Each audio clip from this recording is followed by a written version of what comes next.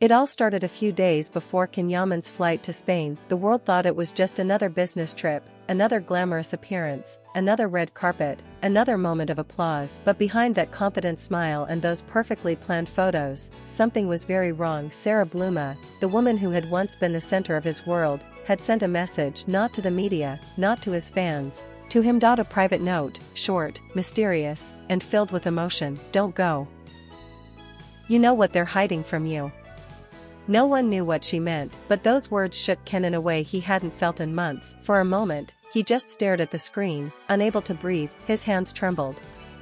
He had deleted her number long ago, yet there it was, her name, glowing again like a ghost from the past. He didn't reply. He couldn't. At that very moment, his mother was in Istanbul, sitting in silence, watching an old TV interview of her son. She turned to a close friend and whispered, "If he goes now, something will change. I can feel it." His family had already warned him, not about Sara specifically, but about the chaos that seemed to follow every time their lives intertwined. Ken was loved by millions, but behind the cameras, his private world had turned into a fragile house of cards. A family friend later revealed they begged him to slow down.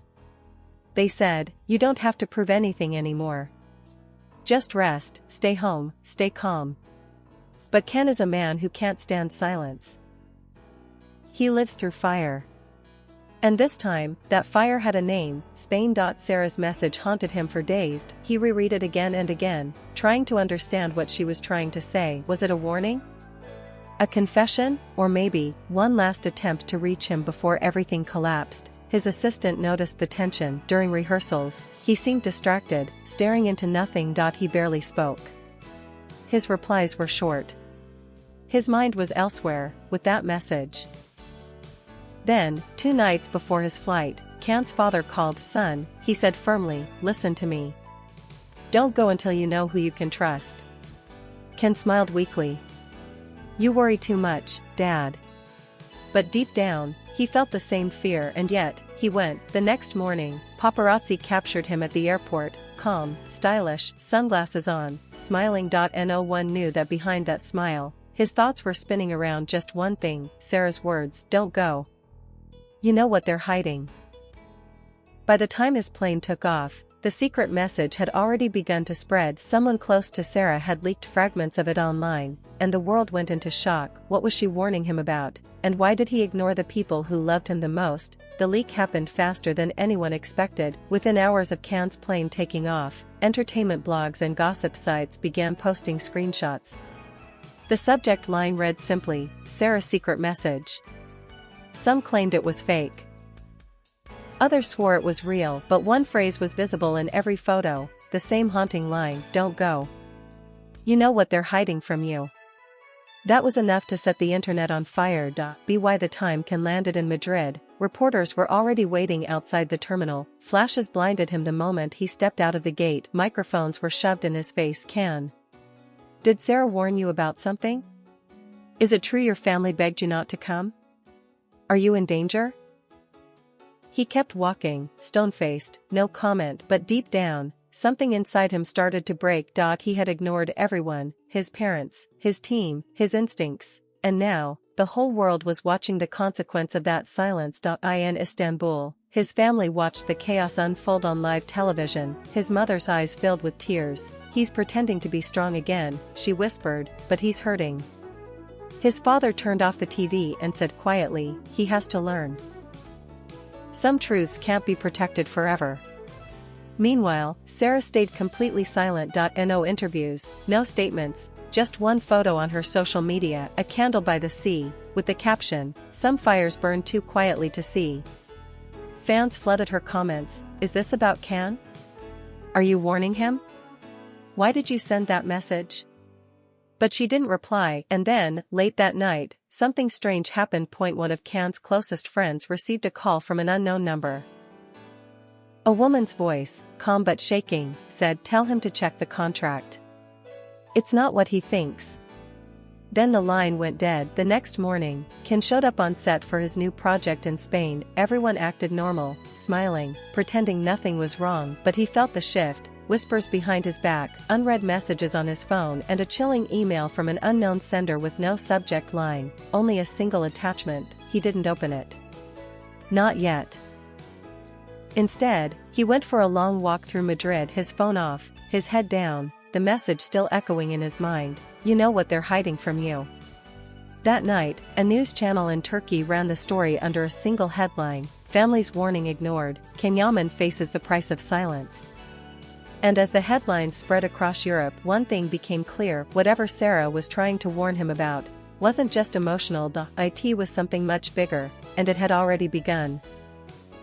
He waited until midnight. The hotel room in Madrid was silent, too silent. The city outside was alive, but Ken sat alone, staring at his laptop. That same email from the unknown sender still sat in his inbox, glowing on the screen. No subject, no name, just one file, truth.docs. He hesitated, his instinct screamed at him to delete it, but curiosity, or maybe fear, made him click. The document opened. There were only a few lines, written in Turkish. You think you know who you're working for, you don't. This project isn't what they told you. Ask why the contract changed after you signed.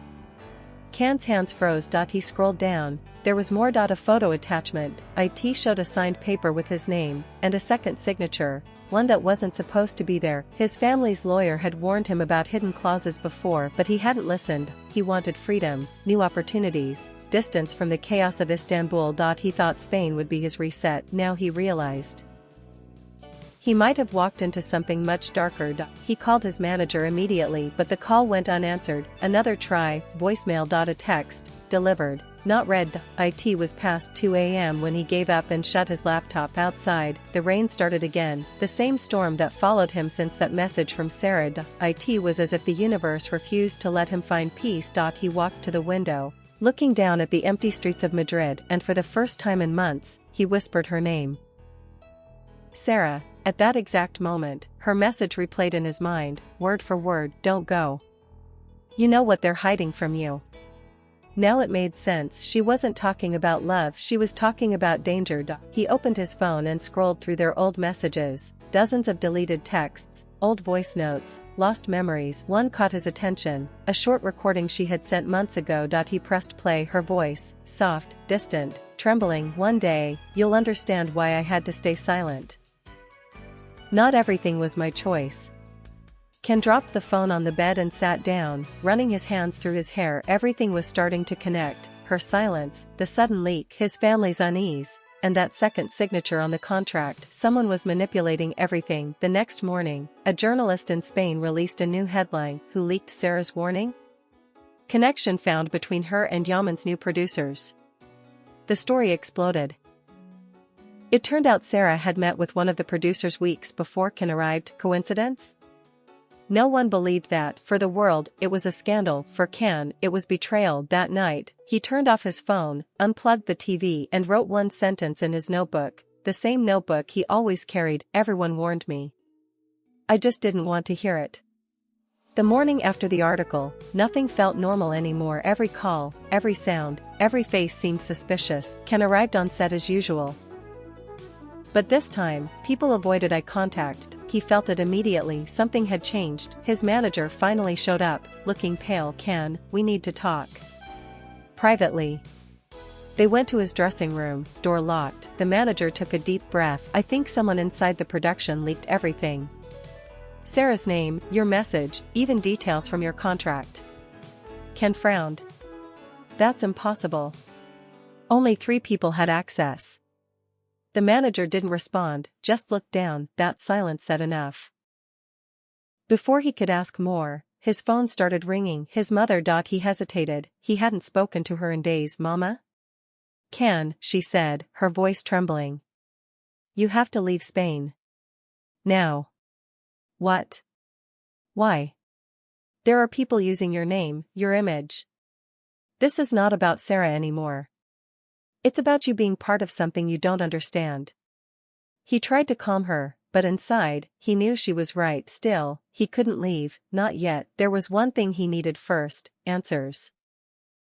That night, he found them, or rather, they found him. A car pulled up outside his hotel. A woman stepped out, hidden under a black coat and cap. When she looked up, his heart stopped. Sara, she looked tired, her eyes red, but there was no fear, only urgency. You finally read it, didn't you? She whispered. He stared at her. Why didn't you just tell me everything? Because they were watching. Even now, they are. They sat in the lobby's corner, far from the cameras. Sara leaned closer and said quietly, that contract you signed, it's tied to a company under investigation. They used your name, your reputation, to clean their image. You were never supposed to find out. Ken froze. It all made sense now. The second signature, the strange clauses, the fake smiles. Who are they, Sara? She looked around nervously. You already know one of them. Before she could say more, a man in a black suit entered the lobby. Sara's face turned pale. I have to go, she whispered. You were warned, Ken, don't make the same mistake again. Then she disappeared, just like the first time. He stood there, staring after her, his heart pounding. Within minutes, his phone buzzed again, a new message from an unknown number. She shouldn't have told you. Leave Spain tonight. Ken realized it was no longer about love, or heartbreak, or fame. It was survival. That night, he packed his bag. He called his father, his voice breaking for the first time in years. Baba, you were right. I didn't listen. His father's reply was simple, now you know why we warned you. At dawn, Ken checked out of the hotel wearing a hoodie, no entourage, no smile. Cameras caught him leaving quietly, the man who once shined under every spotlight now running from the same light that made him famous. As he drove toward the airport, his phone buzzed one last time, a message from Sara. You'll understand everything soon. Just stay quiet. He looked out at the sunrise and whispered, I've had enough of silence. By the time the plane touched down in Rome, Yaman was no longer the same man who had left for Spain. He didn't look back once. His eyes were tired, his heart heavier than his suitcase, but for the first time, he finally understood. The secret was no longer just a rumor, or a whisper between headlines. It was real, and it was far darker than anyone imagined. A week after his return, his family's lawyer confirmed what Sara had tried to warn him about. The production company in Spain had been part of a hidden financial network, fake investments, sponsorships, and image laundering disguised as TV contracts, and Ken, unknowingly, had signed his name to it. His father was furious, but his mother was simply relieved. You're home, she said, that's all that matters. But peace didn't come easily. Every night, he thought of Sara.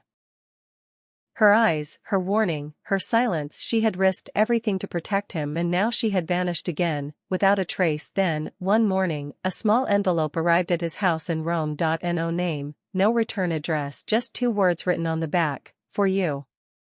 Inside, there was a single note in Sara's handwriting, sometimes the truth isn't meant to destroy you, it's meant to free you. And underneath it, a photo, taken in Spain, the night before everything fell apart. It showed Ken, walking alone in the rain, while Sara watched from a distance. A quiet goodbye caught in a single frame. He stared at it for a long time, then folded the paper carefully and placed it in his notebook, the same notebook filled with months of thoughts, pain, and lessons. On the last page, he wrote one final sentence, I ignored every warning, but maybe that's how I finally found myself. From that day forward, Ken disappeared from the public eye for weeks. No interviews. No paparazzi. No posts. He focused on his family, on healing, on breathing again. He stopped running. Then, months later, he returned, not with a scandal, not with another headline, but with a message of his own and an emotional TV appearance. He said quietly, when you stop listening to noise, you finally hear what your heart has been saying all along. The audience fell silent. No one expected confession, no one needed details. They saw it in his eyes, the pain, the strength, the man who survived his own silence. As the lights dimmed, he smiled for the first time in months. No mask. No fear, just peace, and somewhere, far away, maybe on a quiet beach in Spain, Sara smiled too. The world never knew the full story, but for them, it didn't matter anymore, because sometimes, the most powerful truths are the ones that never need to be spoken aloud.